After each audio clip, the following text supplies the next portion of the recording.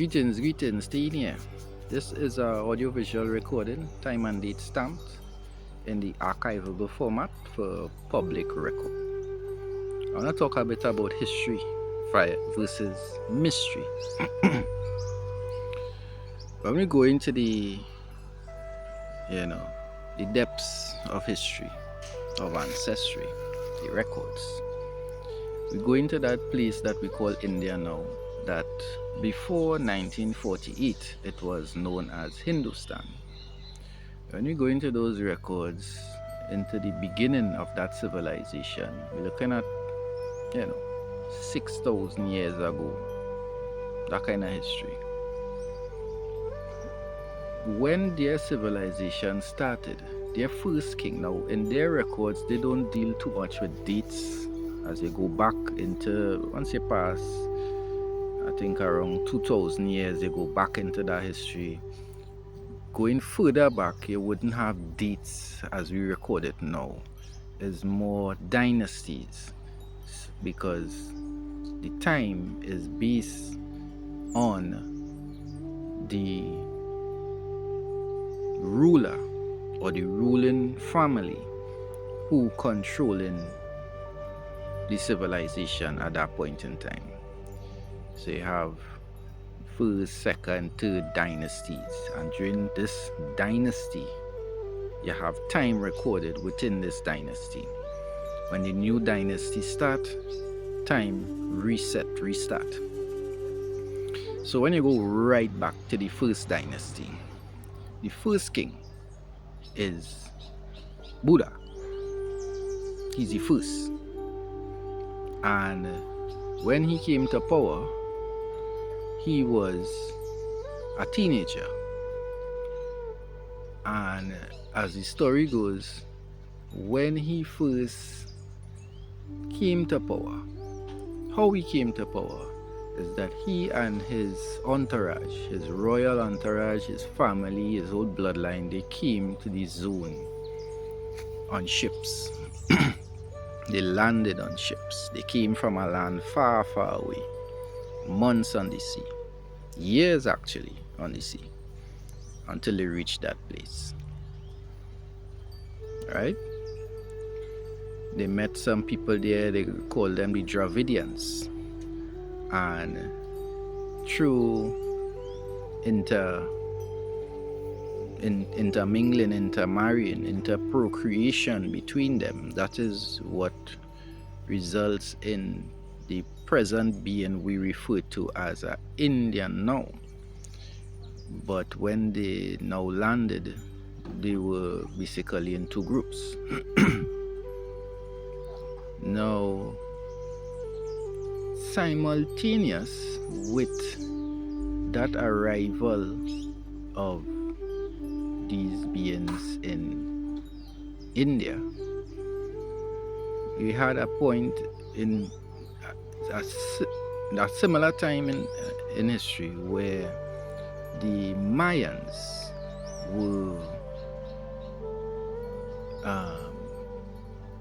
not the Mayans, the Olmecs. The Olmecs, their civilization came to an end around that time, 6,000 years ago. There was war on the land. The most prevailing family who was, ruling the area, they were engaged in a lot of war, and the king was displaced due to war, meaning that he went on a scene, on a fight, and he was killed.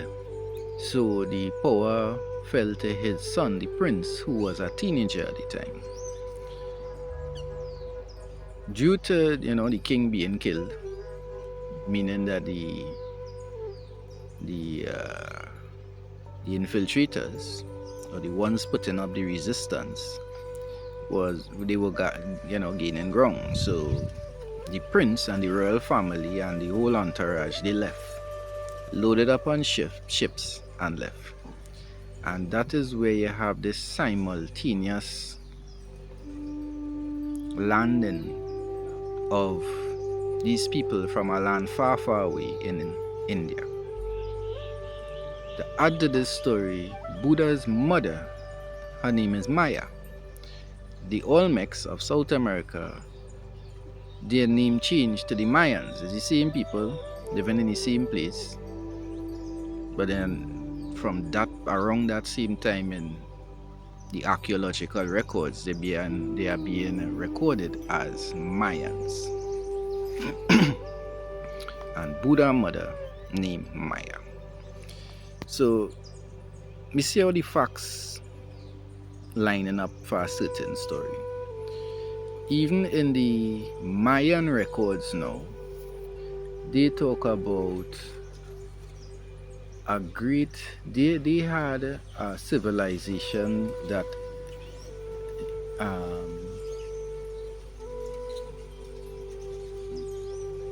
how to say it, depended a lot on the spiritual aspect. They gave the word of the priests was given high priority. The spiritual leaders was given high priority. And they foresaw, these spiritual leaders, they foresaw a great darkness, they describe it as, that would come over the land shortly, and the records of mankind had to be secured in a place. And what they calculated is the highest peaks on the planet. There is a zone there to store these records. So, and we know, we know where that is. That is Mount Everest, the Himalayas. And to gain access to the Himalayas, if you're traveling on the sea, the best point is from the area of India. So you see how this story, everything just comes together when you analyze the facts. That these so-called Olmecs had this big civilization that, while it was centered in South America, it was actually a globally connected, interconnected civilization. And upon the fall of this civilization, the name switched to become a Mayan in South America. And at the same time, the ones who went with the records and the royal bloodline, as it were, and the high priests, that whole epoch that they were involved in was recorded as the dynasty of the Hindustan.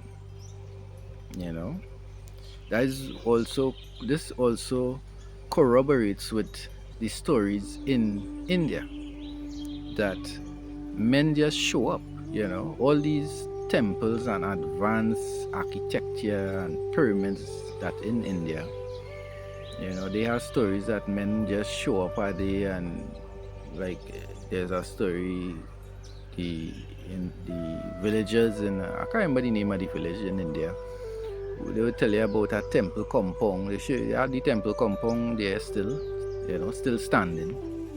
It's over 4,000 years old and it's still standing. And they know that it's two brothers show up a day and build that, I think, in 2 days or 2 weeks, And when we look at it now, because of where we are at in, with technology, we could see clearly that it was done by, what do you call it, printing. This method of printing solid objects, I can't remember it right now, but it clearly was done by that method. The whole compound, the fence for the compound, and the whole structure. So once you have the apparatus and the raw materials to print, then it really wouldn't take much time, because it's not actual labor intensive.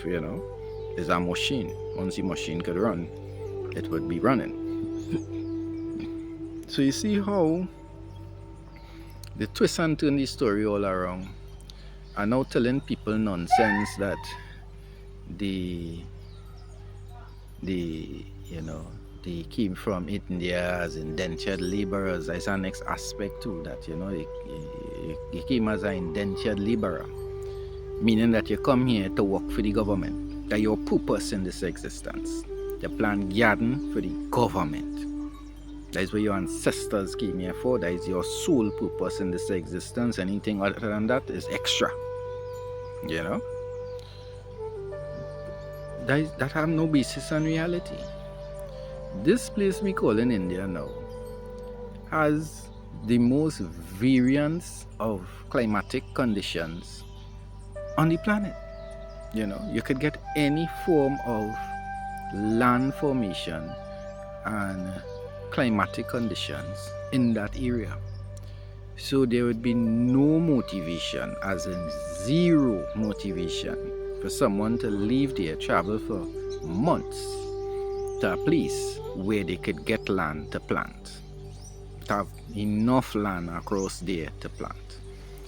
The actual reason the Hindus came from Hindustan to the Americas is actually in relation to this guy they call Jesus. In India, or Hindustan, well, we stick to India. In India, they have records, you know, the Ramayans, the Vismala, or the Vishmala. These are thousands of pages of records, you know, and they tell, you know, explain their historical record. And in those records, they talk about this learned guy named Jesus, who is referred to as Jesus, came across there seeking enlightenment because that's where the enlightenment records were carried to. This is the knowledge of the planet, you know, that the Mayans had and relocated to India for safekeeping. The guy Yeshua, or Jesus, who apparently was in the Americas, was on a global mission to enlighten the planet about the mischief of the lawyers, the bankers, and the priests. Those are the three professions that he was against. And when he reached India, he was welcomed by the prince. The prince would throw a Brahm. Anywhere, any zone he touched down in is a party now. Because the boy rich, the boy come to speak. And he explained a lot of concepts about life, about the mischief of the miscreants. And he was welcomed and adored. And that story carried on in their historical record.